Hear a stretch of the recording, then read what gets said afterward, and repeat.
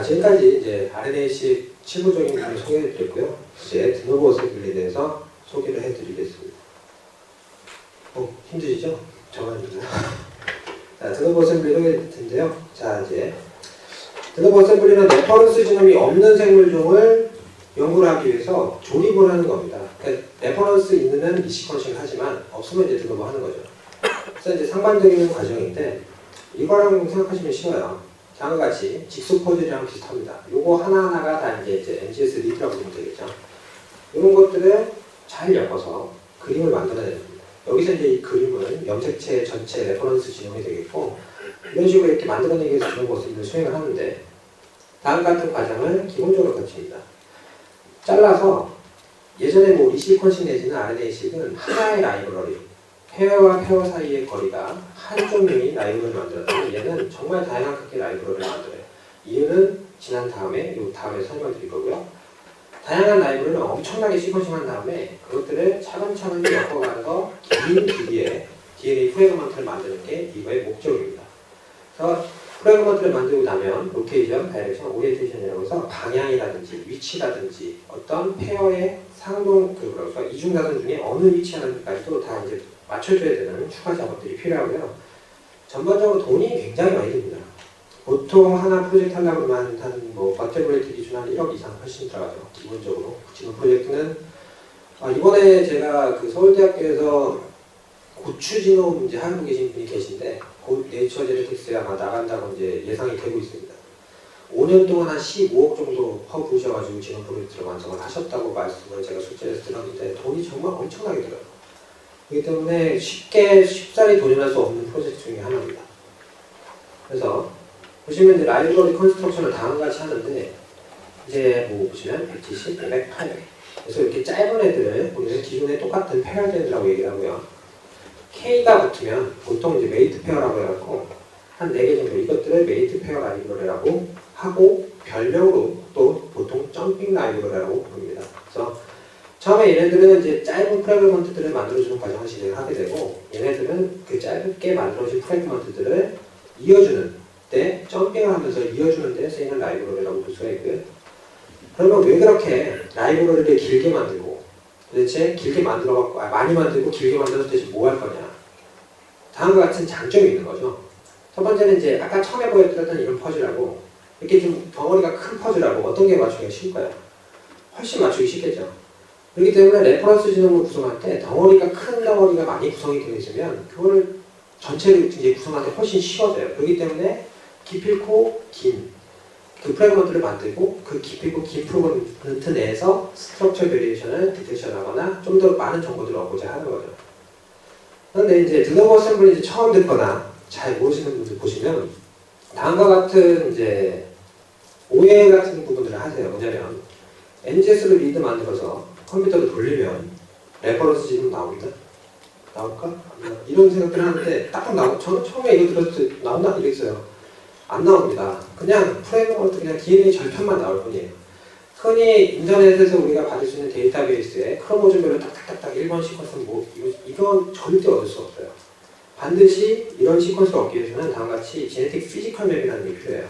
뭐냐면 크로모즘에 여기 위치는 뭐가 있고 여기 위치는 뭐가 있고 이런 정보가 딱 맵이 있어야 그렇게 막 무수하게 생성된 프래그먼트들을 여기에 맞춰가지고 딱딱딱딱 정렬을 하고 1번 크로모즘 하나를 완성하는 겁니다. 그래서 2번, 3번을 이게 없으면 만들 수 없어요. 반드시 있어야 돼요. 거의 이거랑 같아요. 장님이 코끼리 만지는 거랑 똑같습니다. 그래서 위치를 모르니까 장님이 막 이렇게 코끼리 만져봤자 전체적인 코끼리 모양을 알 수가 없죠. 다만 코끼리 발 모양 대충 어떻게 생긴 것 같아요. 발인지도 모를 거예요. 다만 이렇게 생긴 게 있네. 라는 정도만 알 수 있지 반드시 제네틱 피지컬 맵이 필요합니다. 그런 것 때문에 이제 최근에 이제 침팬지 처음에 이제 지nom을 완성하기 위해서 사람 그 맵을 갖다 썼어요. 왜냐면 굉장히 이제 유형관계가 아까도 말씀드렸지만 비슷하잖아요. 그래서 얘는 비슷하니까 갖다 쓰면 되겠지 하고 했는데 네이처 논문 나간 거 보니까 Y 크로모즘만 침팬지의 Y만 따서 매핑을 그 제네틱 피지컬을 다시 만들고 다시 시퀀싱해서 시퀀싱을 비교를 해봤더니 시밀러리티는 굉장히 비슷하지만 구조가 엄청나게 다릅니다. 스트럭처가 너무나도 달라서 전혀 다른 그거예요. 그렇기 때문에 하나의 종을 완성하기 위해서 유형관계에 있는 종의 피지컬 맵도 쓸 수가 없어요. 이렇게 가까운데도 이렇게 다른데 동물 같은 경우에는 저희가 뭐 아무리 가깝다고 해도 이거보다는 멀 겁니다. 그렇기 때문에 쓸 수가 없기 때문에 반드시 하나의 지능 프로젝트를 완성하기 위해서는 그 피지컬 맵이 따로 필요합니다. 그래서 고유의 제네틱 피지컬 맵이 반드시 필요하다는 점일 수가 있겠고, 그런데 이제 이런 기존에 오늘까지는 지금도 필요해요. 하지만 기술들이 개발이 되면서 한계를 극복을 하고 있습니다. 뭐냐면 만약에 이런 생각을 할 수가 있겠죠. 지금이야 이제 전체를 랜덤 시퀀싱을 하니까 어느 위치에 되는지를 좀 찾아야 되지만 1번 크로모즘만 다 모아가지고 시퀀싱을 하면 그거 어셈블리하면 1번이잖아요. 그런 식으로 생각을 할 수가 있을 거예요. 파티셔닝을 하는 거죠.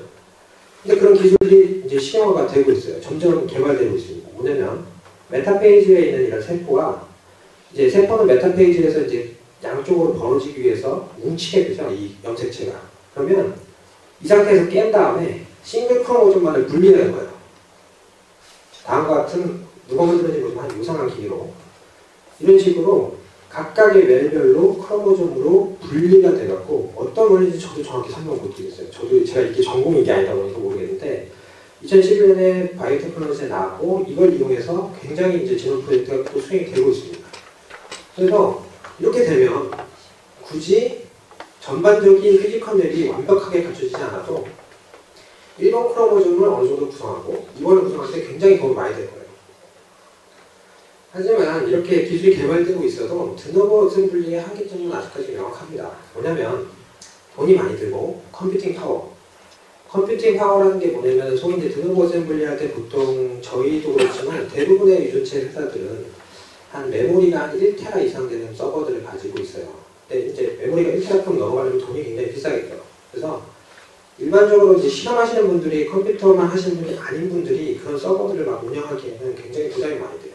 그리고 아까도 말씀드렸다시피 제네틱 피지컬이 필요하고 그 다음에 스킬 디펜던트 이게 중요한데 같은 데이터를 가지고도 파이프라인이 잡혀있는 게 아무것도 없습니다.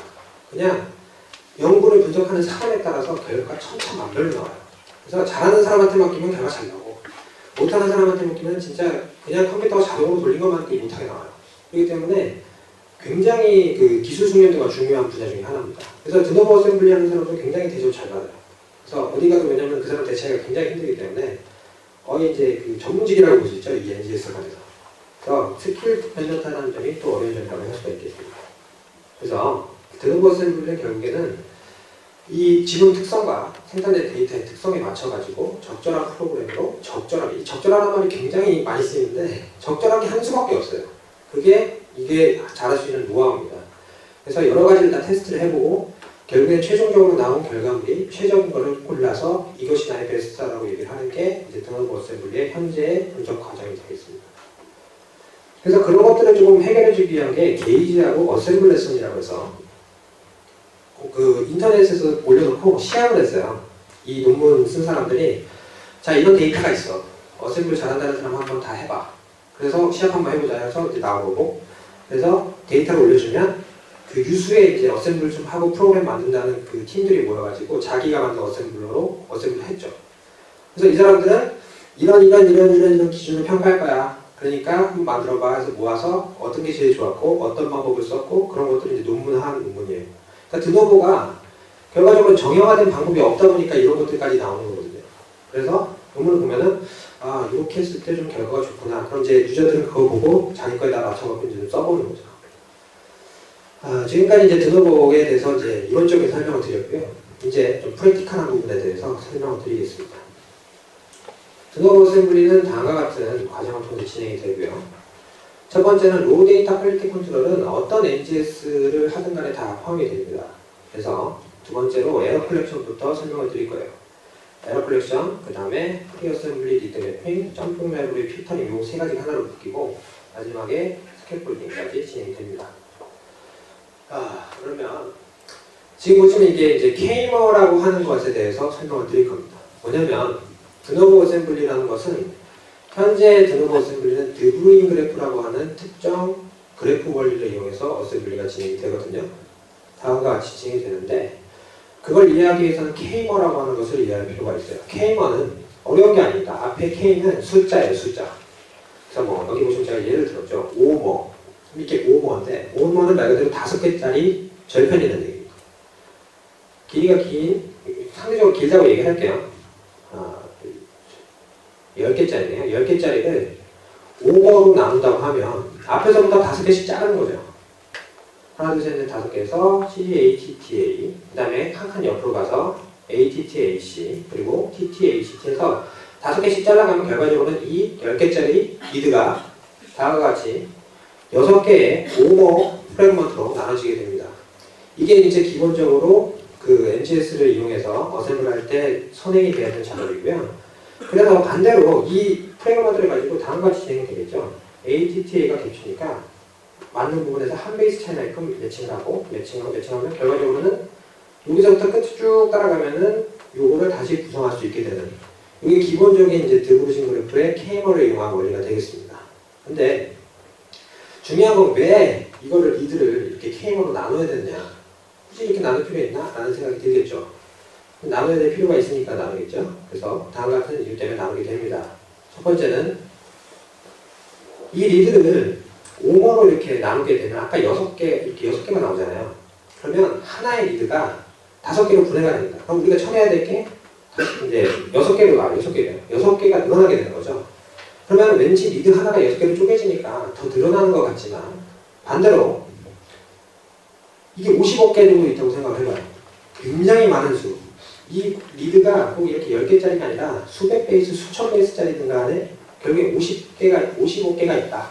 가정을 했을 때 아무리 개수가 많아도 K업을 쪼개게 되면 결국에는 나올 수 있는 게 뭘까요? 결국에는 ATC가 올 수 있고 5모로 쪼개니까 4의 5승 개수밖에 없겠죠. 그러면 ATC 한 자리 4개, 5승에서 1024개. 어떤 리드가 많더라도 결국에는 K모 단위로 쪼개게 되면은 어떤 K모 곱하기 5승 맞아요? 4의 K승만큼 숫자가 압축이 되는 효과가 있어요. 왜냐면 이걸 왜 이렇게 하냐면 NGS는 리드가 엄청나게 생산이 되잖아요. 굉장히 많은 리드가 정말 수백 기가 단위로 생산이 되는데 그 리드들을 전부 메모리에 올려서 분석을 할 수가 없어요. K모로 나눈다는 의미는 한 리드로 보면은 굉장히 리드가 오히려 늘어난 것처럼 보이지만 오히려 굉장히 많은 리드들을 K모로 쪼개게 되면 압축하는 효과가 있습니다. 그것 때문에 이렇게 NGS를 이용하게 되면은 워낙에 리드가 많으니까 처리가 어려워서 압축을 해서 처리하기 위해서 이렇게 K모로 나누는 거예요. 그러면 K값이 커지면 커질수록 필요한 개수가 많아질 것이고 K가 작으면 점점 더 메모리가 조금 필요하지만 스페시피시티가 떨어지겠죠. 그래서 적절한 K값을 이용해서 어셈블리가 진행이 돼야 됩니다. 그래서 다음과 같이 에러 컬렉션 과정이 진행이 되는데 K값이라는 것들은 아까 설명드린 굉장히 중요한데 대부분의 요새 나오는 어셈블러들은 다음과 같이 K모 프리퀀시라고 하는 다음과 같은 분포를 이용해서 에러 컬렉션을 진행을 해요. 뭐냐면 가로축은 아까 말씀드렸던 K모가 압축이 되잖아요. 55개가 1024개로 줄어드니까 똑같은 놈들이 몇 개 있나를 이제 보여주는 거거든요. 가로축에서는 한 번 나온 놈, 빵번 나온 놈, 2번 나온 놈 해서 20번, 40번, 60번 이렇게 나온 놈 있고 그런 애들이 각각 몇 개가 있느냐가 세로축에 나오는 겁니다. 그러면 만약에 내가 전체 지점을 한 50배 정도 튀겼는데 전체에서 K모 특정 프레임먼트 하나가 한 번 나오는 경우는 있을까요? 굉장히 없을 거예요. 전체를 50배를 증폭을 했는데 아주 고유하게 50개가 나와야 정상이잖아요. 보통 50개 튀겼으면 똑같은 게 50개 나올 텐데 아주 유니크하게 하나밖에 안 나왔어요. 그러면 그거는 시퀀싱 관련해서 에러구나라고 이제 판단을 하게 되는 게 이 K모 프리퀀시를 이용해서 에러 컬렉션 하는 과정입니다. 그래서 이 부분들을 이렇게 피가 확 이제 1, 2, 3 근처에서 피가 확 뜨는 이 부분들을 노이즈라고 판단을 해서 제거하거나 좀 공격적으로 다르게 많은 부분들하고 매치가 될 수 있게끔 바꿔주는 과정이 선행이 됩니다. 그게 이제 그 드브루징 그래프를 이용한 대부분의 프로그램의 에러 컬렉션 과정이고요. 그래서 그 다음에는 이렇게 세 단계를 진행해서 어셈블리가 진행이 됩니다. 자, 리드가 아까 말씀드렸듯이 이쪽을 점핑 라이브러라고 말씀을 드렸어요. 점핑 라이브로 뭐 하는 거냐? 조그마한 리드를 어셈블을 해갖고 컨틱을 이렇게 만들어요. 그러면 만든 다음에 얘네들을 이어야 되는데 이제 이어줄 게 필요하죠. 그래서 점핑 라이브러라는 게 여기 하나 붙고 반대편 편은 여기 붙어서 이렇게 그냥 이어지는 겁니다. 그래서 아 얘네들은 붙었구나. 그래서 떨어진 거리만큼은 갭으로 이렇게 모르겠으니까 채워주는 거예요. 이 과정을 스캐폴딩이라고 하는데 점핑 라이브러리는 이때 필요합니다. 근데 문제는 점핑 라이브러리라는 거는 이제 생산을 할 때 굉장히 바이어스가 심해요. 그래서 생산된 점핑 라이브러리들이 가지는 그 인서트 이 거리의 정보가 정확하게 딱 우리가 의도한 대로 진행이 안 됩니다. 그래서 그것이 내가 가지고 있는 데이터가 정확하게 분포를 띄느냐 못 띄느냐를 보기 위해서 이 어셈블드 된 컨티그에다가 미리 이제 프리 어셈블을 하는 거죠. 점핑 라이브러리를 갖다 붙여요. 그러면 어차피 이 점핑 라이브러리는 컨티그와 컨티그, 다른 컨티그를 연결해주기 위해서 진행이 되는 거지만 여기 이 내부에서 붙는 애들도 분명히 있거든요. 그럼 이렇게 붙는 애들의 분포를 그립니다. 분포를 그려보면 이거 같은 경우는 이제 6KB에다가 맞춘 거죠. 아, 내가 6KB 라이브러리를 만들었는데 괜찮게 됐네. 이렇게 판단이 됐을 때 그 라이브러리를 쓰냐 안 쓰냐 이렇게 판단이 되는 거죠. 그래서 점핑 라이브러리가 나오면 그냥 무조건 다 때려 넣는 게 아니고 이렇게 필터링하고 내가 원하는 정보만을 골라서 진행을 해야지 좋은 결과를 얻을 수가 있습니다. 그래서 마지막으로 아까 말씀드렸던 스캐폴딩과 갭필링 과정이 있는데 스캐폴딩 아까 말씀드린 대로 그대로 진행이 되는 거고 마지막으로 갭필링은 스캐폴딩이 진행되고 나면 빈 공간이 있다고 말씀드렸어요. 이들 갖다 이제 메꾸는 거죠. 그 교각에다가 다리 이제 기둥 세워놓고 하나씩 이제 연결하듯이 메꿔서 결과적으로는 빈 공간을 가능하면 최대한 메꾼 스캐폴드를 만들어내는 이 과정이 마지막 단계가 되겠습니다. 이거는 이제 하나의 팁으로서 이제 보여드리기 위해서 가져온 건데요. 뭐냐면 리시퀀싱 데이터를 가지고도 드노보를 할 수가 있어요. 왜냐면 레퍼런스에 붙였는데 거기 안 붙는 애들이 있거든요. 안 붙는 애들은 조립을 해갖고 그 샘플 특이적인 어떤 프레그먼트가 있겠구나 생각을 할 수가 있겠죠. 그래서 기본적으로 레퍼런스에 붙여가지고 안 붙는 애들을 어셈블리를 할 수도 있는데 그렇게 하면 안 된다는 거죠. 왜 안 될까요? 첫 번째 아까 설명드렸던 에러 컬렉션 과정과 관련이 있어요. 왜냐면 이렇게 이미 레퍼런스에 붙어갖고 언얼라인드가 되고 나면 여기서 이제 전체가 아니라 일부만이 떨어져 나와서 바이어스가 생겼죠 이미. 에러 컬렉션 과정이 제대로 수행이 될 수가 없어요. 그러면 그냥 통으로 에러 컬렉션에서 어셈블을 한 다음에 차라리 안 붙는 애들을 거기다 붙여가지고 붙는 애들이 언얼라인드 리드로 어셈블이 된 애들이구나 라고 판단을 하는 것이 훨씬 더 합리적이라는 겁니다. 그래서 리시퀀싱 데이터를 이용해서 어셈블을 할 때는 이런 방법이 굉장히 효과적이에요. 드노보 어셈블리 프로젝트를 이용해서 저희 연구팀도 다양한 진행을 했는데 여러 가지 했습니다. 많이 했고 최근에 이제 테라진 쪽에서 윙크볼에 이제 논문 잘 나왔죠. 그래서 저희도 같이 이제 스타트는 훨씬 더 늦게 했지만 지금 이제 먼저 나왔기 때문에 저희도 이제 다르게 방법을 찾아보고 있고요. 그거 외에도 저희가 이제 주력을 하고 있는 것은 이겁니다. 그래서 전체 이제 국제 조류 인터내셔널 컨소시엄이라고 해서 47종의 새를 다 드노보 어셈블리를 했어요. 그리고 그거에 대해서 어떻게 진화적으로 차이가 나는지 도대체 앵무새 같은 애들은 왜 사람 말을 따라하잖아요. 왜 걔네들은 로컬러닝을 할 수 있는가 그런 것에 대한 그런 연구들을 진행하고 있고 여기 이제 이 그 논문 이 전체 컨소시엄을 관할하는 대장이 사이언스 편집장이랑 막 이걸 해갖고 20편 정도 컨소시엄에서는 사이언스 20편을 내주겠다고 약속을 했다는데 나갈지 모르겠어요. 그렇지만 뭐 하나라도 건지면 저희는 땡큐죠. 그래서 어쨌거나 지금 주력하고 있는 프로젝트가 되겠습니다. 그 올해 이제 지나고 내년부터 이제 주력할 프로젝트는 여기 한동대학교도 아마 같이 하고 있는 아프리카 지노 컨소시엄이 되겠고요. 아마 국제 인터내셔널 컨소시엄을 국내가 주도해갖고 만드는 건 이게 아마 처음일 거예요. 그래서 저기 이것도 여기도 이제 한동대학교 포함이 되어 있습니다. 그 주도 그룹 중에 하나가 포함이 되어 있고 아마 내년에 바쁘게 이거 가지고 진행이 될 것 같습니다. 지금 이제 메타지놈하고 에피지노믹스가 남아 있고요.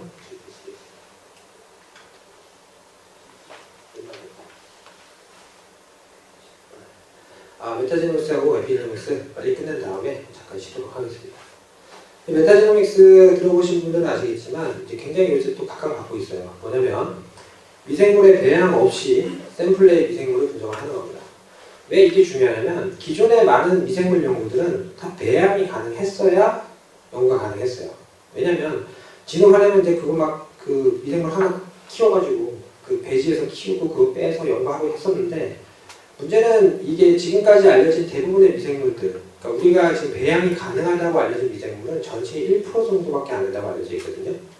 그럼 나머지 99%는 연구를 못하고 있는 거죠. 지금까지 난배형성이기 때문에 굉장히 연구가 어려웠습니다. 한데 메타지놈을 이용하면 그냥 배양을 안 하고 바로 그냥 시퀀싱해서 유전자 파악을 하니까 그런 그 기존의 연구가 어려웠던 미생물들에 대한 연구가 굉장히 활발하게 진행이 되는 거죠.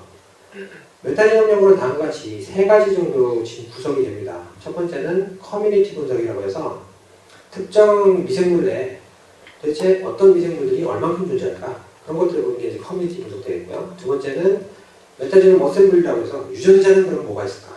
아까 말씀드린 드노버 어셈블리 하는 거예요. 통으로 그냥 하고, 세 번째는 RNA-seq이에요. 메타 트랜스크립토미스라고 해서 그럼 그 군집에서 도대체 어떤 유전자가 발현이 얼마나 될까? 이런 걸 보는 3단계가 있습니다. 그 중에서 이 2단계, 어셈블리랑 메타 트랜스크립토미스는 시작 단계고, 이게 특히 시작 단계고요. 이건 최근에 굉장히 많이 진행이 됐어요. 그리고 전통적으로 기존에 이제 파이프라인이 완벽하게 거의 잡혀가는 것들이 커뮤니티 분석입니다. 그래서 오늘은 커뮤니티 분석에 대해서 프랙티컬하게 말씀을 드릴 거고요. 그 다음에 기존의 이론적인 부분도 설명을 드리겠습니다.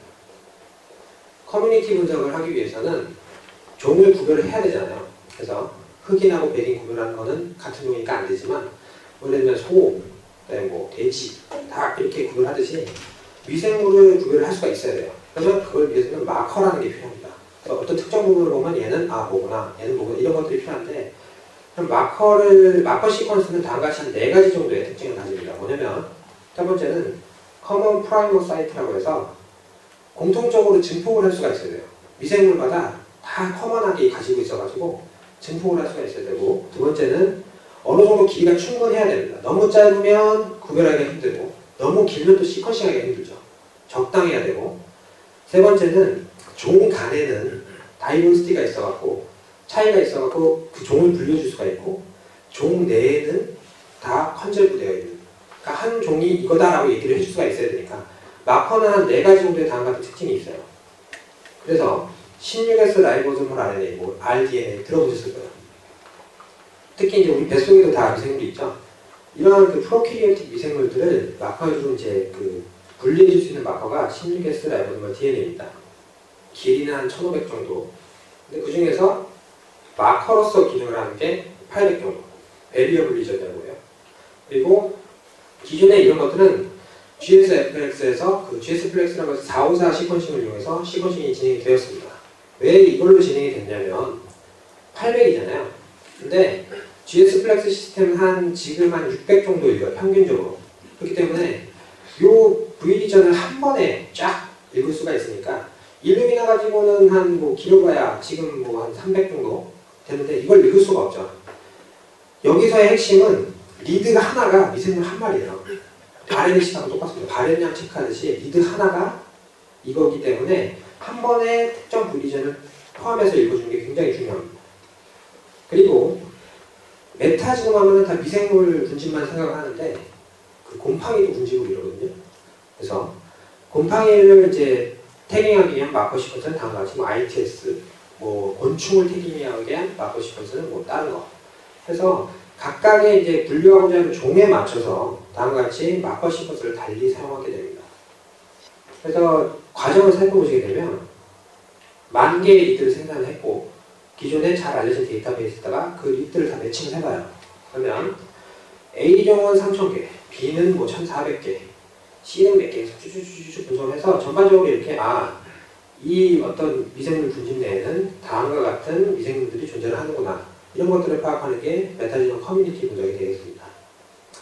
이런 것들이 왜 중요해지냐면 요새 그 우리 장내 미생물이 어떤 페노타입에 영향을 미치는 그런 연구들이 굉장히 많이 진행이 되고 있거든요. 뭐 예를 들면 비만인 사람과 건강한 사람의 장내 미생물을 봤더니 왜 물만 먹어도 살이 찌는 사람들은 이유가 있더라. 장내 미생물 종류에 따라서 그 비만인 사람들은 비만일만 한 이유가 있고 건강한테 많은 사람들은 살이 안 찌는 미생물들이 있더라. 그런 것들이 이제 점점 프로파일이 되고 있어요. 그래서 그 특징에 맞춰서 이런 프로파일을 만들어내고 그것과 페노타입과의 연관관계를 보게 되는 거죠. 전반적인 과정은 샘플에서 미생물 뽑고 DNA 뽑아서 시퀀싱 한 다음에 목적에 따라서 시퀀싱을 다르게 진행합니다. 첫 번째는 어셈블리를 위해서는 전체를 샷건 시퀀싱 해야 될 거고, 방금 말씀드린 커뮤니티 분석을 위해서는 이 마커 16S 라이보소멀 DNA를 따로 증폭해서 시퀀싱을 한 다음에 알려진 데이터베이스에 매칭을 하겠죠. 그러면 그 중에서 아는 분들 다 나올 거고 새로운 분들 나올 거고 모르는 분들 나올 겁니다. 그래서 이런 방법을 통해서 유용 유전자를 발견한다든지 미생물이 어떤 게이트가 있는지 상호작용을 보고 커뮤니티는 어떻게 구성되어 있고 트랜스크립토미트를 통해서 어떤 유전자가 차등 발현되는지 그런 것들까지도 보게 되는 이제 앞으로 될 겁니다. 지금은 오늘 설명드릴 것은 커뮤니티 분석이고요. 이분은 크레이크 벤터라고 해서 처음에 지놈 프로젝트 시작할 때 또라이라고 사람들이 놀렸던 사람이에요. 거의 미친놈이라고 막 그랬는데 샷건 시퀀싱을 처음 이제 제안했던 사람이죠. 그런데 결국에는 지금 이 사람 말 다 듣고 지금 하고 있어요. 이 사람은 굉장히 특이한 게 어떤 연구를 시작만 해서 딱 던져놓고 자기 딴 거하러 가버립니다. 그래서 이 사람이 메타지론 분석도 지금 이제 바다를 떠돌면서 바다에서 해수를 퍼올려갖고 미생물을 다 건진 다음에 어쨌건 하니까 굉장히 많은 유전자가 니들이 알고 있던 유전자도 굉장히 많아 하고 이제 안 해요. 딴 거 하고 있습니다. 그리고 그 다음에 이제 메타 트랜스크립토믹스라고 해서 여기 이제 그 시퀀싱을 진행해서 RNA를 진행할 때 미생물에 대한 그 RNA는 조금 차이점이 있어요. 잘 아시다시피 프로키리옷은 mRNA에 폴리 A 탭이 없죠. 그렇기 때문에 유캐리오틱 같은 경우에는 폴리 A 탭을 이용해서 올리고디티 리드를 이용해서 끄집어내리면 mRNA를 간단하게 분리해낼 수 있어요. 하지만 프로캐리오틱은 그게 없기 때문에 이 프로캐리오틱에서 mRNA만을 뽑아낼 수가 없는 거죠. 그러니까 결과적으로 이걸 해결할 수 있는 방법은 딥 시퀀싱입니다. 시퀀싱 가격이 내려가는 수밖에 없어요. RNA를 일단 다 뽑아낸 다음에 그게 라이보소멀 RNA. 결국에는 세포에서 존재하는 그 RNA의 종류를 보면 대충 90% 이상이 80몇 %인가요? 뭐 다 라이보소멀 RNA고 나머지 뭐 tRNA, 뭐 그 조그만 RNA를 하고 결국엔 mRNA는 한 3%, 5% 미만이라고 알려져 있는데 그러면 그것만을 분리해낼 수 없으면 그냥 다 시퀀싱 하는 거예요. 그래서 그 중에서 의미 있는 정보만 mRNA만 인실리프하게 분리해내는 거죠. 이런 것들이 이제 슬슬 가능해지게 되는 이유는 시퀀싱 가격이 지금 계속 내려가고 있으니까 이런 것들이 가능해지게 되고요. 앞으로도 발전을 하게 되면 이제 주로 많이 활용이 될 겁니다. 그래서 지금은 이제 프리티컬하게 어떻게 메타지론 분석이 이루어지는지 소개를 해드리겠습니다. 다음과 같이 역시나 계속 나오죠. 로우 데이터 퀄리티 컨트롤 나오고 이건 됐고 매칭해서 데이터베이스로 매칭을 합니다. 그리고 레어 프랙션 커브라는 걸 그려요. 레어 프랙션 커브에 대해서 설명을 드릴 거고 그 다음에 커뮤니티 분석 진행합니다. 오늘 이제 예를 들어서 설명드린 MG라스트라는 거예요. 이제 이거는 이제 메타지놈 분석을 위한 웹 서비스인데 메타지놈의 커뮤니티 분석은 굉장히 서비스가 잘 되어 있습니다. 이게 아마 대부분의 지금 오늘 설명드리는 그런 그 분석 방법들이 앞으로 지향해야 될, 앞으로 나아가야 될 방법이라고 생각이 돼요. 뭐냐면 엔드 유저죠. 그러니까 실험하시는 분들이 커뮤니티를 보고 싶어 그러면 시퀀싱 업체에다 샘플 주고 데이터 생산해서 웹에다가 올리는 거예요. 여기 서버에. 그러면 마우스 툭툭 하면 분석 끝납니다. 그래서 따로 뭐 리눅스 뭐 다 필요 없고 그냥 여기 서버에다가 데이터만 올려주면 알아서 분석 다 해줘요. 굉장히 간단하고 다만 오늘 이게 너무나도 간단하기 때문에 이런 것들을 통해서 어떻게 뭐가 가능한지를 소개를 해드릴 겁니다. 자, 첫 번째로 로우 데이터 필터링이 되겠죠. 정말로 데이터 생산된 거 그냥 올리면 끝납니다. 올리면 16S 라이보소멀 RNA가 대부분이고요. 그 중에 단백질 시퀀스가 좀 있는 것 같고 잘 모르겠는 시퀀스가 좀 있네요. 라고 알려주고 다시 그 중에서 라이보소멀 RNA 시퀀스를 스필터링 스텝 단계를 통해 갖고 필터링을 쫙쫙쫙쫙 해내죠. 이것들이 그냥 데이터만 올리면 자동으로 되죠. 그리고 이제 그렇게 분석을 이제 워낙에 자동으로 해주기 때문에 우리가 고려해야 될 것이 있어요. 뭐냐면 그 디퍼런트 커뮤니티 다이버시티라고 해서 미생물이 가지고 있는 커뮤니티의 다이버시티가 굉장히 다릅니다. 뭐냐면 사람 장 속에 이제 그 분변하고 같이 있는 미생물의 그 어떤 종수 그리고 흙 속에 들어있는 미생물의 종수 혹은 해양 뭐 물 속에 들어있는 미생물의 종수가 정말 천차만별로 달라요. 사람 분변 속에 왠지 많은 미생물이 있을 것 같지만 흙 속에 훨씬 더 많은 미생물들이 존재합니다. 그렇기 때문에 내가 시퀀싱 분석을 했을 때 충분한 건가? 내가 제대로 좀 데이터가 더 필요한 건 아닐까? 이런 것들을 고민하게 되죠. 그것들을 해결해 줄 수 있는 것이 메타지놈 분석에서 커뮤니티 분석에서 이제 레어 프랙션 커브라는 거예요. 뭐냐면 가로축은 이제 내가 리드를 집어넣는 개수입니다. 그리고 세로축은 새로운 종이 디텍션돼서 나오는 수를 얘기를 해요. 그러면 처음에는 리드를 갖고 이제 매칭을 했다 보니까 처음에는 새로 이제 쭉 이제 증가가 되겠죠. 근데 점점 증가하다 보면 결국에 있는 종 또 나오고 이제 중복이 되겠죠. 그러면 이 증가 추세가 꺾이게 됩니다. 그래서 프랙션이 이렇게 평탄하게 지는 이런 과정들을 거치게 되거든요. 그래서 만약에 내가 지금 가지고 있는 데이터를 넣어봤을 때 지금 내 데이터로 그린 레어 프랙션 커브가 굉장히 급격하게 디스팅트한 스피시스가 올라가고 있다. 그러면 아직도 내가 그 내부에서 봐야 될 미생물들의 종이 굉장히 많이 남아있는 거죠.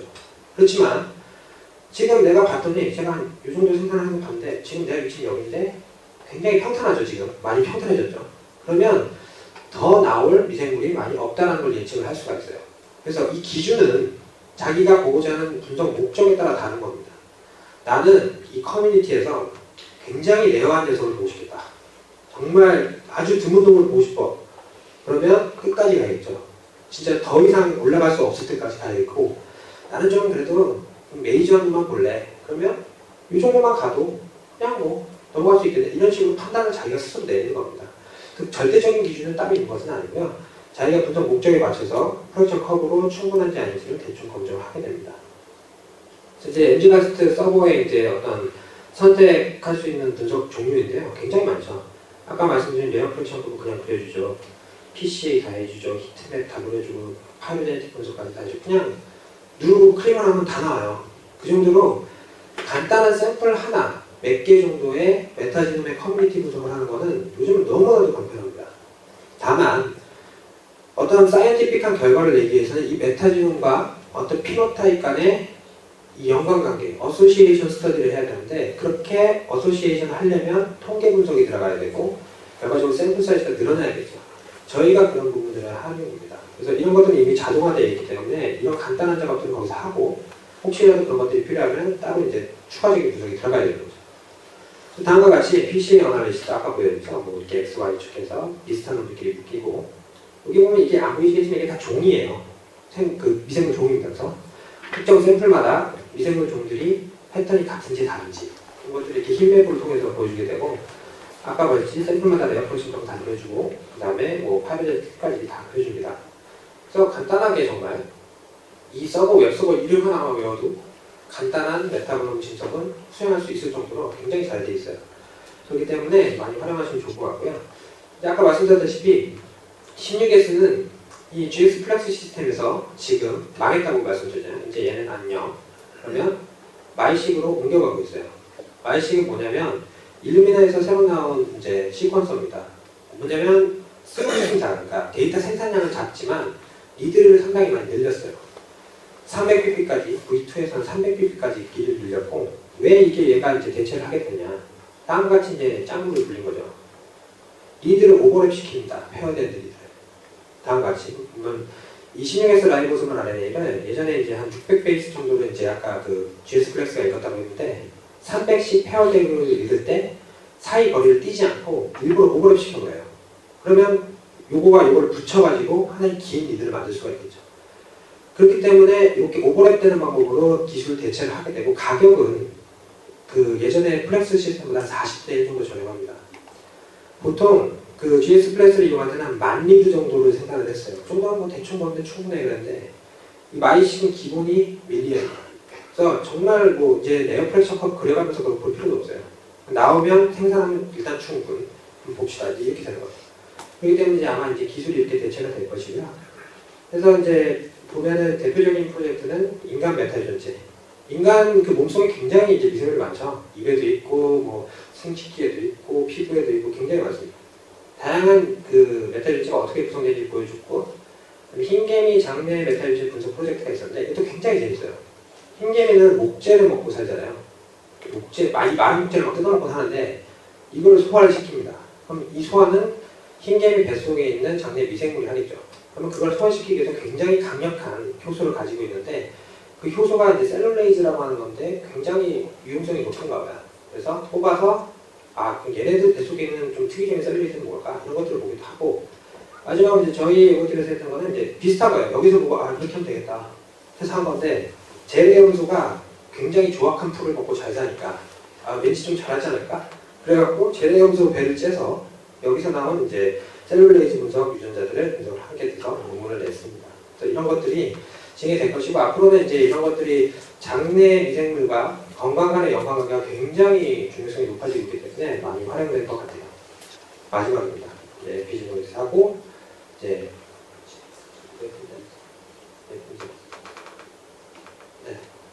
10분 쉬고 마무리하도록 하겠습니다. 다음 에피지노믹스인데 이제 다 왔습니다. DNA 염기소의 변화 없이 DNA가 메틸화되면서 혹은 히스톤이 아세틸레이션 되면서 이제 유전자 반응이 조절되는 연구를 에피지노믹스라고 합니다. 그래서 많이 보셨을지는 모르겠어요. 관심 있는 분들은 아마 보실 것 같은데 보면 이제 여기 같은 경우는 밑에 것부터 설명을 드릴게요. 요거는 이제 히스톤이라고 해서 요 이제 DNA가 보통 이렇게 히스톤 단백질에 두 바퀴씩 감겨갖고 묶여서 존재를 하죠. 근데 이 히스톤 단백질에 아세틸레이션이 되면 줄이 풀립니다. 이 풀린 상태고 컴팩트하게 이제 묶여있는 상태고 이렇게 풀려야 이 부분에 전사체가 접근이 되고 유전자 반응이 되죠. 반면에 메틸레이션이라고 해서 메틸이 이렇게 붙어버리면 DNA에는 메틸레이션이 풀리면 전사체가 못 붙어요. 전사 유전자들이 못 붙고 DNA의 어떤 유전자가 사이런싱 되는 효과가 있습니다. 그래서 다음과 같이 CPG라고 해서 5'에서 3' 방향성을 얘기하기 위해서 CPG라는 표현을 씁니다. CPG. 괜히 왜 C하고 P, 그러니까 C하고 G 사이에 P를 넣었을까? 이게 방향성이에요. 5'에서 3'에서 이 방향에서 CG가 묶여있는 이 부분이라는 걸 표현하기 위해서 CPG라고 얘기를 하는 거고요. 그래서 이 부분에 이제 메틸레이션이 이렇게 되고 나면 이게 이제 메틸화된 C다. 이렇게 얘기를 하게 됩니다. 다음과 같이 이제 예시가 이게 메틸레이션이 돼갖고 이 메틸레이션만 좋아해갖고 들러붙는 이 메틸 바인딩 도메인 그 단백질들이 다 가서 이제 대부분 이런 그 CPG들은 프로모터 부분에 굉장히 많이 일치되어 있어요. 그래서 이걸 다 막아버려요. 그러면 특정 유전자가 사이런싱 되는 겁니다. 전사가 안 되는 거죠. 그래서 에피지논 같은 경우에는 두 가지 이제 특징이 있어요. 두 가지 특징이 아니고 봅니다. 메틸레이션을 보는 것과 히스톤 아세틸레이션을 보는 것. 칩식 같은 경우는 이제 보게 되는데 오늘은 주로 요새 이제 연구가 되고 있는 메틸레이션에 대해서 소개를 해드릴 거예요. 이제 메틸레이션 처음에 이제 인터레스팅하게 이제 막 메틸레이션 뭐야 하다가 굉장히 재밌는 연구에 내가 나온 게 이겁니다. 아구티즈라는 건데 이 랜디 저틀이라는 좀 약간 이런 아저씨가 만들었어요. 근데 여기 이 아구티즈는 원래 이렇게 생겼습니다. 좀 색깔도 황금색에다가 굉장히 뚱뚱한 쥐인데 문제는 이 아구티즈가 엄마가 임신을 했을 때 그 소르빅 애시드라고 해서 비타민 C를 계속해서 먹였어요. 계속해서 먹였더니 이런 쥐가 나온 거죠. 그래서 신기하잖아요. 엄마는 뚱뚱하고 비만인데 애는 이렇게 색깔도 다르고 날씬한 쥐가 나온 거예요. 그래서 이때 시작해서 나온 말이 너는 니네 엄마가 먹는 것과 같다 라는 말이 처음 나왔습니다. 그래서 니네 엄마가 임신 기간 중에 먹는 것과 너의 피노타입은 관계가 있다. 그래서 엄마가 이제 임신 기간에 그래서 담배를 피우면 안 돼요. 그래서 어떤 조심해서 먹어야 되는 이유가 이런 에피지노믹스적인 특징에서 나오게 됩니다. 미싱 헤리터빌리티라고 해서 어떤 특정 이제 지놈이 지놈 프로젝트가 진행이 되고 나면서 굉장히 지놈 프로젝트가 완성이 되고 나면 뭔가 다 해결이 될 것 같았어요.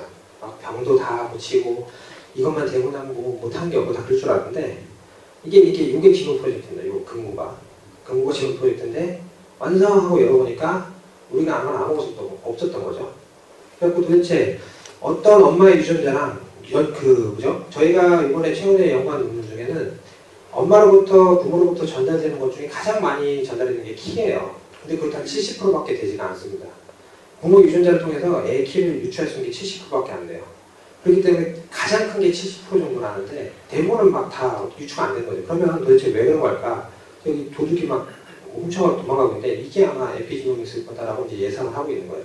어떤 특정 다른 어떤 팩터가 영향을 미친다 이런 것들이 있을 거고 그래서 그 소를 이용한 에피지노믹 연구도 다음과 같이 굉장히 활발합니다. 퍼틸라이제이션, 뭐 수정과 관련돼 있을 수도 있고 네. 그리고 우유의 프로덕션 혹은 이제 피드 에피션시라고 해서 영양 효율 같은 것들이 에피지노믹스랑 굉장히 관련이 많다고 연구가 돼서 논문들이 나가고 있어요. 그래서 이제 에피지노믹스를 이제 보려면 결국에 메틸레이션, 그러니까 오늘의 주제는 이제 칩식보다는 메틸레이션인데, 이 메틸레이션을 보기 위해서는 기존의 방법들은 이제 먼저 설명을 드리겠습니다. 바이설파이드 시퀀싱이라는 것들이 사용이 됐습니다. 이제 BS 시퀀싱 이렇게 얘기를 하는데, 보시면 DNA 프래그먼트에 요게 이제 메틸기예요. C가 있고 메틸과 붙은 C가 있는데, 바이설파이드 처리를 해주면 메틸이 안 붙은 C는 U로 바뀌어요. U로 바뀌고 PCR을 진행하면 이게 T로 바뀝니다. 요거를 이용하는 거죠. 그래서 메틸레이션이 진행이 되면 메틸화가 진행이 되어 있는 것들은 바이설파이드를 처리를 해도 C고, 메틸이 안 돼 있으면 T로 바뀌는. 그래서 시퀀싱을 두 개나 하는 거죠. 그냥 시퀀싱 하나 하고, 한쪽은 이제 바이설파이드 시퀀싱을 해서 염기의 차이가 나 있는 놈이 메틸레이션이 있구나. 그걸 판단하는 게 바이설파이드 시퀀싱입니다. 근데 이제 NGS 시대에 오면서 굉장히 이제 그 에피지놈에서 특히 DNA 메틸레이션 연구가 활발하게 진행이 된 건 다음과 같은 이유 때문이에요. 뭐냐면 이 메틸화 되어 있는 DNA만 끄집어낼 수 있게 폴리에이테일을 DTBD로 끄집어내듯이 항체나 단백질을 이용해서 이 메틸리트된 DNA를 끄집어내리는 것들이 가능해졌습니다. 꼭 이게 NGS 와서 가능해진 건 아니에요. 예전부터 가능해졌는데 이제는 이렇게 끌어내린 이 DNA 프래그먼트는 시퀀싱이 가능하다는 점이 달라진 거죠. 그래서 항체를 이용하는 경우에는 MEDB라고 얘기를 하고, 단백질을 쓰는 경우는 MBDCB라고 얘기를 합니다. 그래서 이 두 가지 이제 이 프래그먼트들을 끄집어내린 다음에 NGS로 시퀀싱을 하고 그걸 연구를 하는 게 최근의 추세입니다. 근데 이게 왜 그렇게 이슈가 되느냐? 다음과 같은 거죠. 바이설파이드 시퀀싱은 좋기는 한데 돈이 많이 들어요. 한 샘플 하는데 한 5천만 원, 지금도 한 5천만 원 듭니다. 한 샘플 하는데. 근데 MBD나 메딕 같은 경우에는 전체적인 CPG 커버리지는 거의 비슷해요. 인간 기준인데 28메가 정도가 전체 기준에 있으면 25메가 정도 굉장히 많은 부분을 커버를 합니다. 하지만 가격은 훨씬 싸요. 한 100만 원 정도밖에 안 합니다. 훨씬 싸고, 그렇기 때문에 가장 효과적으로 커버리지가 높으면서 시퀀싱으로 이것들을 연구할 수 있는 게 최근에 NGS로 인한 장점이 되겠습니다. 그래서 실무적으로 어떤 식으로 통해서 분석이 진행되는지 말씀을 드리고 10분 마치겠습니다. 항상 있는 로우 데이터 퀄리티 컨트롤 하고 리드 얼라이먼트 하는데, 이 리드 얼라이먼트는 제일 처음에 리시퀀싱에서 말씀드린 BWA나 오타이를 통해서 진행이 됩니다. 얘는 뭐 특이할 게 없어요. 그냥 시퀀스입니다. 메틸레이트돼서 변형된 시퀀스도 아니고 그냥 시퀀스예요. 하지만 이미 실험 전 과정에서 메틸화돼서 끄집어내렸기 때문에 메틸이 있겠구나라고 보는 거죠. 그리고 세츄레이션 어널리시스와 노멀라이즈 테스트가 진행이 동시에 되게 됩니다. 왜냐하면 세츄레이션 분석은 아까 레어 프랙션 커브랑 똑같아요. 비슷합니다.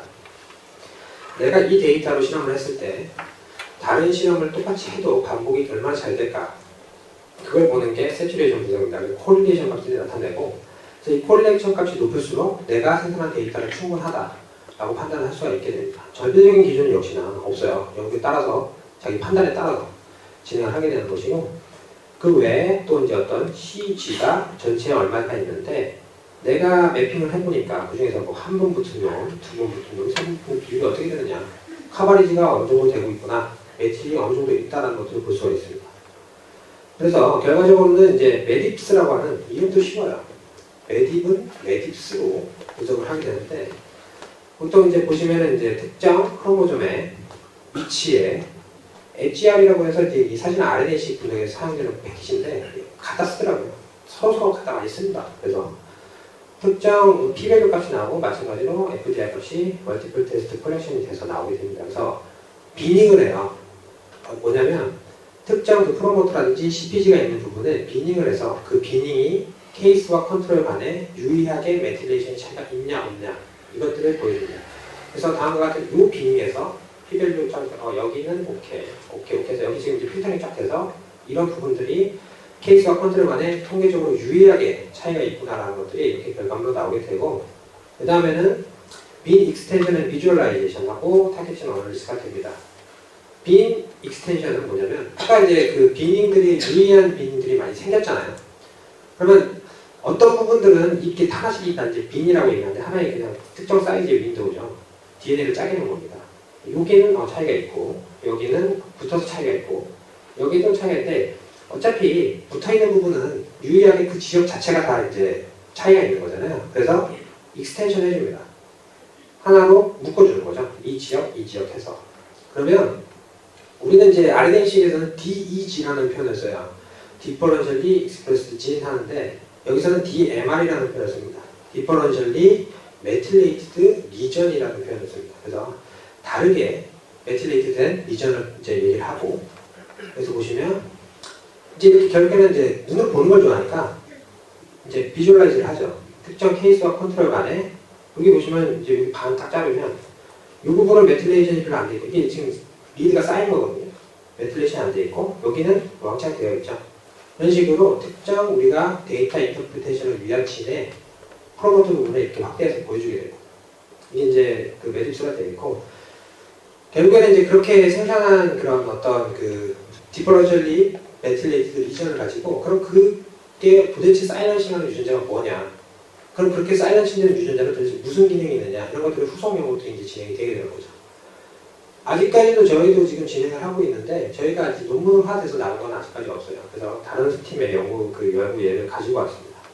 이러한 후성 유전체 연구는 굉장히 그 페노타입과 연관이 많다고 합니다. 그래서 암세포가 이렇게 우리가 암이 생기는 이유도 결과적으로는 암을 막아줄 수 있는 유전자들이 메틸레이션에 의해서 사이런싱이 되면서 디펜스 메커니즘이 무너지니까 암이 생기는 경우가 굉장히 많다고 해요. 그래서 암 연구에 굉장히 활발하게 활용되고 있고, 기혈이라든지 당뇨병 이런 것들까지도 굉장한 이제 질병 관련된 것들이 대부분 에피지노믹스랑 관련이 많다고 합니다. 그래서 최근 이제 연구가 굉장히 많이 활발하게 되고 있습니다. 이제 지금 이제 쉬는 시간까지 다 끝났고요. 다음에는 이제 리센트 스터디 유징 NGS는 요거 이제 최근에 연구 결과가 어떻게 논문별로 어떻게 진행이 되는지에 대해서 소개를 해드릴 건데요. 잠깐 10분 쉬었다가 마무리 한 20분, 25분 정도 진행하도록 하겠습니다.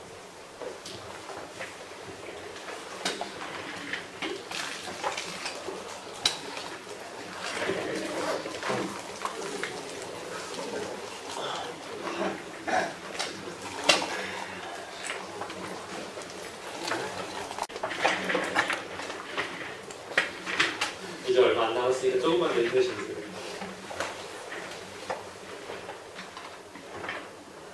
그럼 시작하겠습니다.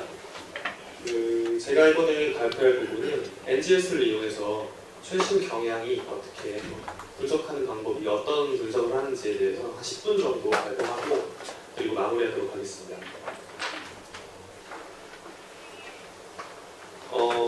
이 표는 저희가 2012년 1월부터 2013년 11월까지 정말 최근 자료죠. 최근 2년 동안 7개의 논문을 선정을 하고 7개의 저널을 선정하고 그 7개 저널에서 퍼블리시된 모든 논문을 2,520개의 논문을 조사해서 과연 어떤 분석 방법을 하고 있는지에 대해서 표를 만들어봤습니다. 저널 선정 기준은 공신력 있는 저널, 네이처, 사이언스, 온라인 저널을 제외한 저널이고요. 어느 정도 퍼블리시가 많이 되는 논문으로 선정을 했는데 한번 경향성을 보시면 네이처가 사이언스에 대해서 훨씬 더 많은 애니멀 사이언스입니다. 애니멀 사이언스 기준에서 NGS 분석이 많이 이루어지고 있는 것을 확인할 수가 있습니다. 하나씩 한번 살펴보시면 분석 방법에서 RNA-식 같은 경우가 39%로 가장 높은 비율을 차지하고 있고, 그 다음으로 홀지노 시퀀싱 25%, 에피지노믹스가 한 19% 정도, 그 드노버 어셈블리가 10%, 마지막으로 엑솜 시퀀싱도 결국 홀지노믹 리시퀀싱과 같이 묶여서 한 32% 리시퀀싱이 차지하고 있는 것을 확인할 수 있습니다. 지금 이게 글씨가 안 나왔는데 2012년이랑 2013년도 연도별로 비교를 해서 지금 가운데 있는 부분이 증가한 부분만 한번 살펴보시면 가운데가 드노버 어셈블리인데 글씨가 잘렸는데요. 드노버 어셈블리가 2012년에 비해서 증가한 것을 확인할 수 있으며 에피지노믹스입니다. 에피지노믹스도 똑같이 증가했고 RNA 시퀀싱도 똑같이 증가한 것을 알 수 있는데, 반면에 이제 리시퀀싱, 이게 홀지노 리시퀀싱이고 이게 엑솜 시퀀싱인데, 리시퀀싱 같은 경우는 오히려 감소를 한 추세를 보이고 있어요. 왜냐하면 시퀀싱 가격이 계속 내려가기 때문에 리시퀀싱을 분석하기보다는 오히려 유전체를 재구성하는 드노버 어셈블리가 점점 더 올라가고 있는 거죠. 시퀀싱 가격이 하락하고 있으니까 굳이 이 시퀀싱을 할 필요가 있느냐. 아직까지는 많이 하고 있지만 점점 더 하락할 추세로 예상하고 있습니다. 저널별로, 퍼블리시된 저널별로 비교를 해보면 BMC 지노믹스 같은 경우는 퍼블리시되는 논문이 이제 한 1350편 정도로 제일 많은 걸 볼 수 있는데 막상 애니멀 사이언스에서 NGS의 비율이 한 10% 정도밖에 되지 않는 것을 확인할 수가 있습니다. 반면에 지놈 리서치나 지놈 바이올로지 같은 경우 퍼블리시되는 논문 수에 비해서 한 30% 정도가 애니멀 사이언스를 이용한 NGS 분석이 30% 정도의 비율을 차지하고 있는 것을 확인할 수가 있습니다. 분기별로 한번 살펴보시면 지놈 바이올로지랑 지놈 리서치 같은 경우 큰 폭으로 이제 상승하고 있는 것을 확인할 수가 있고 다른 논문들도 DNA 리서치 같은 경우는 퍼블리시된 논문 수가 워낙 작기 때문에 지금 바닥을 찍고 있는데 나머지 논문들은 전체적으로 애니멀 사이언스, NGS를 이용한 애니멀 사이언스 연구 비율이 증가하고 있는 것을 확인할 수가 있습니다. 합쳐서 보면 한 2,520개 중에서 344개, 14% 정도가 애니멀 사이언스를 이용한, NGS를 이용한 애니멀 사이언스 연구 비율이라고 확인할 수가 있습니다. 동물 종별로 한번 확인해 보면 휴먼을 제외하고 마우스가 한 35% 정도로 제일 많고 그 다음에 피쉬, 카우, 에비안 동물의 비율이 지금 마우스를 제외하고는 아직까지는 좀 낮은 것을 확인할 수가 있는데 점점 더 NGS 가격도 하락을 하고 시퀀싱 기술도 증가하고 있기 때문에 점점 더 증가할 것으로 예상을 하고 있습니다. 플랫폼별로 한번 확인을 해보시면은 일루미나 하이식 2000 같은 경우가 43%로 제일 많고 일루미나 지노 어널라이저 2가 28%, 로슈 454가 11%인데 앞에서 발표했다시피 2016년에 이제 454 기계가 더 이상 나오지 않기 때문에 점점 더 하락할 것으로 보이고 그 다음 일루미나 지노 어널라이저 2X가 9% 정도 그리고 IM 토렌트가 1%, 일루미나 마이식 같은 경우가 출시된 지 얼마 안 됐기 때문에 아직까지 퍼블리시된 논문 수는 좀 적다고 볼 수 있습니다. 플랫폼별로 한번 보셨는데 이 플랫폼의 회사들을 묶어서 컴퍼니별로 한번 보면 83%로 일루미나가 가장 많이 이용되는 것을 확인할 수가 있으며 로슈 454 같은 경우가 한 10% 그리고 어플라이드 바이오 시스템 솔리드 같은 경우 한 6%, 아이언 토렌트가 1% 정도로 확인할 수 있습니다. 83%인 일루미나 시퀀서 중에서 플랫폼별로 연도별로 한번 확인을 해보면 지노 어널라이저 2 같은 경우가 이제 좀 감소를 하였고 지노 어널라이저 2X가 조금 증가하였고 하이식 2000 같은 경우가 큰 폭으로 상승하는 것을 확인할 수가 있고 마이식 같은 경우는 출시된 지 얼마 안 됐죠. 그래서 2012년도에는 하나도 없었는데 13년도에 퍼블리시드가 이제 점점 증가하고 있는 것을 확인할 수가 있습니다. 그럼 대표적으로 어떤 논문이 퍼블리시 됐는지를 한번 살펴보면 저희 연구팀에서 수행한 유전체 지도 완성 및 돼지의 유전체 지도 완성 및 진화 연구에 관한 논문이 2012년 10월에 네이처에 퍼블리시 됐고 분석 방법으로는 리시퀀싱과 드노버 어셈블리를 이용하였습니다. 시퀀서로는 일루미나 것을 사용하였고 스피시스 돼지가 사용되었습니다. 다음으로는 마찬가지로 네이처에 퍼블리시된 논문인데 종전까지는 기능을 알지 못했던 서큘러 RNA의 기능을 밝힌 논문이 퍼블리시가 되었고 분석 방법으로는 RNA 시퀀싱이 사용되었고 시퀀서로는 일루미나 마찬가지로 일루미나 것이 사용되었습니다. 종은 휴먼, 마우스, 네마토드라고 해서 선충류 컴퍼레티브 어널리시스를 이용해서 분석이 되었습니다. 다음으로 살펴보실 것은 지놈 리서치에서 퍼블리시된 논문으로서 코에신이라고 해서 셀 디비전에 인터랙션을 사용되는데 그 유전자의 조절 기작을 밝힌 논문으로서 RNA-식 그리고 에피지노믹스에서도 칩식을 이용한 분석 방법을 사용했고 시퀀서로는 일루미나 하이식 2000을 사용했습니다. 종으로는 휴먼이 사용되었습니다. 마지막으로 이 논문은 지놈 리서치에 퍼블리시된 논문인데 영장류가 다른 서식지에서 서식하는 영장류의 장내 미생물을 균총 분석을 통해서 지역의 고립에서 오는 진화적 특성이 무엇인지에 관해서 연구한 논문으로서 분석 방법으로는 메타지노믹스가 사용되었고 시퀀서로는 로슈의 454가 사용되었습니다. 분석 종에는 영상류가 사용되었습니다. 이렇게 해서 최신 경향성을 한번 살펴봤는데 앞에서 설명드렸다시피 시퀀싱 가격도 하락하고 시퀀서가 점점점 성능이 향상되고 있기 때문에 종전까지 사용되었던 홀지놈 리시퀀싱이나 엑솜 시퀀싱 같은 경우는 떨어지는 추세지만 드노버 어셈블리, 그리고 에피지노믹스 같은 경우는 큰 폭으로 증가하고 있는 추세입니다. 그럼 마지막으로 마무리를 하고 끝내도록 하겠습니다.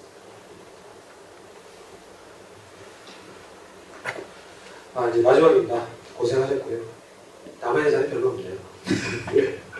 이제 마무리입니다. 그래서 지금 한 2시간 넘게 진행이 됐는데 굉장히 이제 그 타이트한 시간 동안에 거의 퍼붓듯이 이제 그 NGS에 관련된 내용을 말씀드렸어요.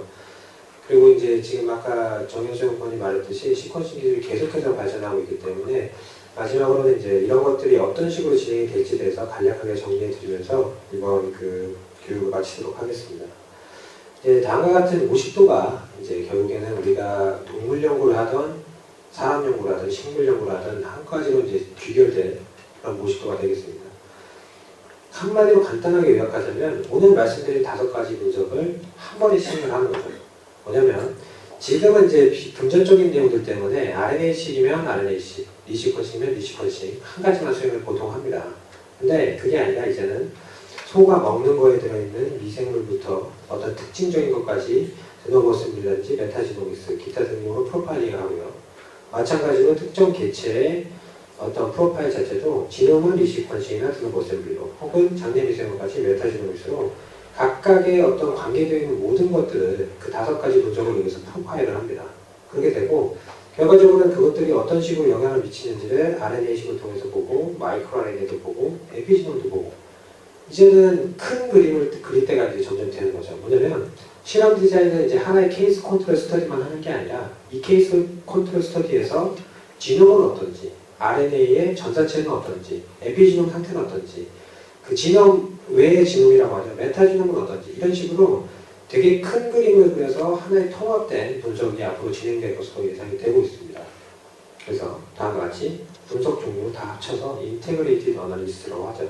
그래서 어떤 동물 같은 경우는 우수한 개체나 유전자 혹은 질병 같은 것들을 다음과 같이 다양한 분석을 통합해서 진행이 될 겁니다. 그래서 이제 이런 게 필요해지죠. 네트워크 분석이 필요해집니다. 뭐냐면 다음 그 5가지는 이제 각각을 이제 분석을 한 다음에 그것들을 연관시켜 줄 수 있는 그런 기술의 개발이 필요하고 이제 서울대학교에서 어떤 특정 김성 교수님이라는 어떤 그런 분은 그것만 이제 하세요 또. 그래서 각각의 분석들을 엮어서 네트워킹을 해갖고 그것들을 각각의 차이를 종합적으로 보여줄 수 있는 비주얼라이제이션을 할 수 있는 그런 기술이 이제 개발이 되고 있습니다. 이제 그뿐만 아니라 이제 빅데이터 시대라고 보통 하잖아요. 그래서 NGS 아까 계속해서 스루풋이 많아갖고 데이터 생산량이 굉장히 많다고 말씀을 드렸는데 하나의 예입니다. 그냥 굉장히 간단한 10x짜리 돼지 리시퀀싱 예를 보시면 데이터 생산하는데 대충 맡겨서 한 2주 정도 걸리고요. 한 60기가 정도 데이터 나오고 그 다음에 이 데이터 대충 리시퀀싱 프로세스 하는데 기본적인 서버 뭐 아주 작은 서버 하나 가지고 한 일주일 잡습니다. 보통 5일, 4일, 5일 잡고요. 그 다음에 이제 이런 과정에서 생산되는 대충의 데이터가 한 1테라 근처로 다 생산이 됩니다. 한 마리 하는데 이렇게 생겨요.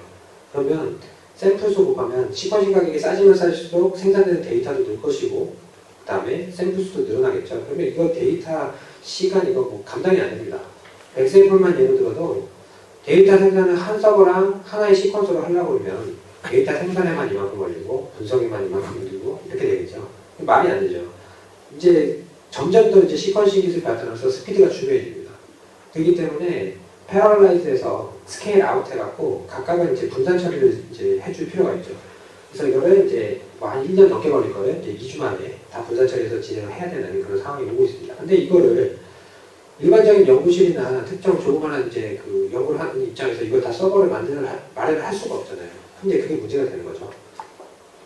마찬가지로 RNA-식도 마찬가지입니다. 각각의 뭐 데이터 생산 뭐 해서 샘플 곱하기 하면은 이 시퀀싱에 비해서는 훨씬 더 적은 시간이 걸리지만 역시나 많은 데이터와 데이터 스토리지와 시간이 필요하고요. 드노버 샘플이 제일 문제죠. 메모리도 많이 필요돼야 죽겠는데 시도 한번 할 때마다 뭐 이런 그 용량 큰 지문 같은 경우에는 막 한 시도 한 번에 막 2주씩 합니다. 일주일 동안 들어가요. 일주일 동안 계속 들어가고 트라이를 할 때마다 이제 시간이 계속 쌓이는 거예요. 그렇게 되면은 굉장히 많은 시간들이 필요할 겁니다. 그래서 이제 해결책으로 나온 것들이 이제 클라우드 시스템이 되겠습니다. 뭐냐면 일일이 이제 어떤 엔드 유저들이 그런 시스템을 다 마련하는 게 굉장히 비효율적이죠. 그리고 하나 마련해놓고 데이터가 있을 때만 잠깐 쓸 게 아니라 아싸리 이렇게 서버를 제공해주는 업체가 서버만 제공을 하고 엔드 유저는 필요할 때마다 접속을 하고 접속해서 분석을 진행하는 약간 이런 형태가 이제 클라우드 시스템이 될 겁니다. 그래서 이제 저희 그 조인길 지노믹스랑 인실리코젠 그 함경대 그 유전치 경사학당 같이 이제 KT 지노 클라우드하고 섞여가지고 애니멀 지노 클라우드라는 것들을 지금 만들고 있어요. 그래서 언제가 될지 모르지만 좀 멀지 않은 미래에 이렇게 방금 말씀드렸던 뭐 이 시퀀싱 같은 경우도 아까 그때 말씀드렸죠. MG라스트 같이 데이터만 슉 올리면 틱틱틱 클릭해갖고 바로 변이된 척척하게 나오고 이런 것들이 가능해질 거라고 저희는 생각하고 있습니다. 그렇게 오래 걸리지도 않을 거예요. 그래서 애니멀 지노 클라우드 같은 것들을 만들고 있고 특히나 이제 그 대부분의 있던 어떤 대표적인 서비스죠. 아마존 웹 서비스라든지 갤럭시 같은 것들은 다 사람 기준으로 완성이 되어 있습니다. 그래서 동물들은 이제 좀 사람에 비해서는 비주류이기 때문에 연구를 하기가 쉽지가 않죠. 그래서 따로 이제 그 뭐죠? 기존의 것들과 차별화를 둬서 그런 기능들을 추가한 클라우드 시스템을 저희는 만들고 있고요. 앞으로도 이제 여기 계신 분들이 대부분 이제 바이오 인포메틱스 분석 하시는 분도 계시겠지만 엔드 유저 분들이 많을 텐데 한번 학교에서 또 같이 하고 있는 겁니다. 여기 한경대학교에서 톡에서 활용하시면 굉장히 좋을 것 같아요. 그래서 지금까지 저희가 이제 교육을 마무리를 할 건데요. 지금까지 교육은 전부 이제 저희 연구팀이 서울대학교 바이오과학연구실과 조인길 지노믹스가 함께 만들어가고 있는 연구입니다. 그래서 혹시라도 궁금한 점이 있으시거나 뭐 필요하신 것들이 있으시면 저희 뭐 명함 필요하신 분들 받아가시고요. 그래서 뭐 필요한 궁금하신 거 다 물어보시면 되고 지금 오늘의 수업한 내용들은 전부 이제 저희는 이제 저희 회사 홈페이지에 관련된 어떤 교육들을 조금씩 동영상 클립으로 만들어서 올리고 있어요. 그래서 오늘 그 교육 내용은 전부 동영상 클립화돼서 홈페이지에 머지않은 시간에 다 올라갈 겁니다. 그래서 오늘 오늘 저희가 나와서 이렇게 떠든 그 교육이 굉장히 인텐시브하고 막 퍼붓듯이 이렇게 했는데 이제 잘 이해가 안 되신 분들이 있으면 그 동영상 참고하시면 좀 더 많은 도움이 될 수 있을 거라고 생각합니다. 네, 지금까지 이제 교육 다 들으시느라 고생하셨고요. 자, 지금까지 조인길 지노믹스의 저는 선임연구원 박우리라고 하고 여기 이제 같이 연구하는 정현주입니다. 고생하셨습니다. 감사합니다.